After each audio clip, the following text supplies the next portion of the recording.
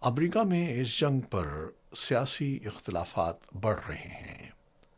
انسداد دہشت گردی مرکز کے ڈائریکٹر جو کینٹ نے ایران پر حملے کے خلاف احتجاج کرتے ہوئے استعفی دینے کا اعلان کیا۔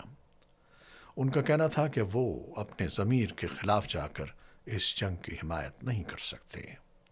انہوں نے یہ بھی کہا کہ ایران امریکہ کے لیے فوری خطرہ نہیں تھا اور جنگ کا فیصلہ بیرونی دباؤ کے تحت کیا گیا۔ امریکی صدر ڈونلڈ ٹرمپ نے ایران پر حملے کو درست قرار دیتے ہوئے کہا کہ اگر یہ اقدام نہ کیا جاتا تو ایران جوہری ہتھیار بنا سکتا تھا۔ انہوں نے دعویٰ کیا کہ امریکی کارروائیوں میں ایران کی فضائیہ اور بحریہ کو شدید نقصان پہنچایا گیا ہے۔